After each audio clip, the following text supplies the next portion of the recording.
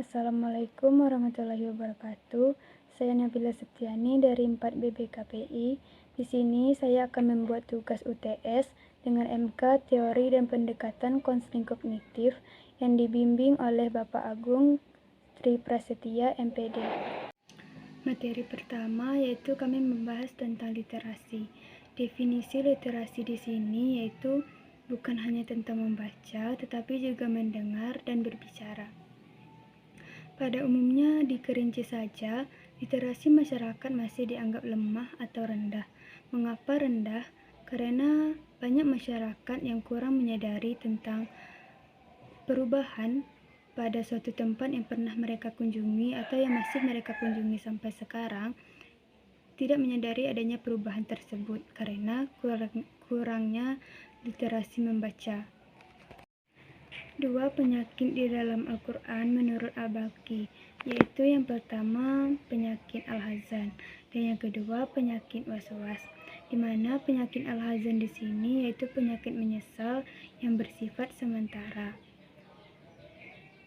Penyakit ini disebut juga deterministik, yaitu penyakit yang terjadi di masa lalu namun berdampak di masa depan atau sekarang. Sedangkan penyakit waswas yaitu penyakit bimbang atau ragu-ragu yang disebabkan oleh kurangnya ilmu pengetahuan yang menyebabkan lemahnya keyakinan seseorang untuk menatap masa depan. Materi selanjutnya yaitu membahas tentang memori. Memori terbagi menjadi 2 bagian, yaitu yang pertama long time memory atau memori jangka panjang, yang kedua yaitu short time memory, memori jangka pendek. Manusia dihadirkan dengan 2 situasi, yaitu sehat dan sakit.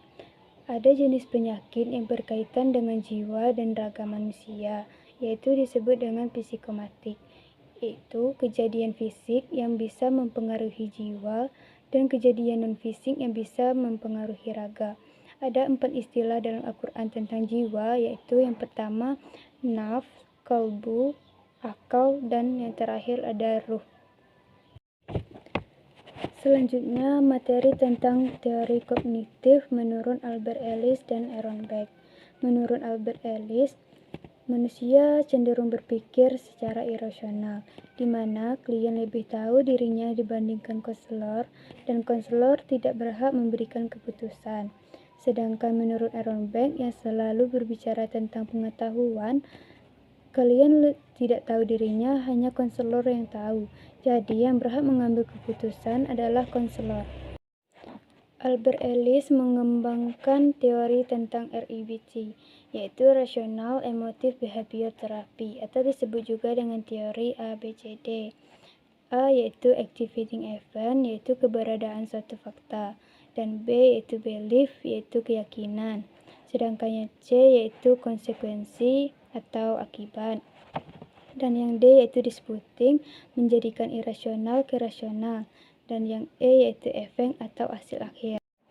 Sedangkan Aaron Beck yaitu mengembangkan teori tentang CBT, Cognitive Behavior Therapy, di mana teori ini membantu individu menyelesaikan masalah yang dialaminya dengan cara mengubah kognitif atau pola pikir seseorang agar tidak menyebabkan pemikiran yang negatif. Selanjutnya, materi tentang Abu Zaid bin Shah al-Balkhi yang berasal dari dinasti Abbasiyah atau Baghdad, yang menggali tentang fenomena sejarah zaman dulu yang dimana pada awal abad ke-8 para dinasti berdagang, yaitu dinasti pertama dinasti Abbasiyah yaitu menjual logam, emas dan perak dan juga alat-alat perang, dan yang kedua yaitu dinasti Tang yang menjual obat-obatan dan rempah-rempah. Dinasti Abbasiyah pada zamannya yaitu anak-anak menangis karena tidak mendapatkan ilmu, dan Abu Zaid sangat terpengaruh dengan Al-Kindi tentang cara dia memandang manusia. Ada 4 emosi menurut Abu Zaid. Yang pertama yaitu al-azan wal jas, yang terbagi menjadi 2 bagian, yaitu rasa sedih seperti kehilangan atau kekecewaan. Yang kedua yaitu rasa cemas atau ketidakpastian. Dan yang kedua yaitu obsesi atau was-was seperti rasa bimbang dan ragu-ragu. Dan yang ketiga yaitu amarah atau al-ghadab. Dan yang terakhir yaitu takfiyah. Ada 4 emosi menurut Abu Zaid, yaitu yang pertama al-azan wal jas, yang terbagi menjadi 2, yaitu ada rasa sedih seperti kehilangan atau kekecewaan, dan yang kedua rasa cemas seperti rasa ketidakpastian. Emosi yang kedua yaitu obsesi atau was-was, di mana terjadi rasa bimbang dan ragu-ragu. Dan yang ketiga yaitu marah atau al-ghadab. Dan yang keempat takut atau rasa fobia, atau disebut juga dengan wal-fa'az. Selanjutnya, materi yang terakhir yaitu membahas tentang aspek terapeutik, segala hal yang berkaitan dengan terapi atau pengobatan. Terapi dibagi menjadi 2 bagian, yaitu yang pertama yang internal, contohnya ibadah seperti sholat, berpuasa, dan berzikir. Yang kedua yaitu olahraga, dan yang ketiga itu beraktivitas sewajarnya. Dan bagian yang kedua yaitu eksternal, seperti dokter yang menangani masalah fisik, atau seperti konselor, psikolog yang menangani masalah psikis. Orang-orang yang khusyuk dalam sholat yaitu orang-orang yang bisa menjaga diri dari sholat ke sholat. Itu saja review pertemuan perkuliahan dari saya dengan mata kuliah teori dan pendekatan konseling kognitif. Saya Nabila Septiani pamit undur diri. Wassalamualaikum warahmatullahi wabarakatuh.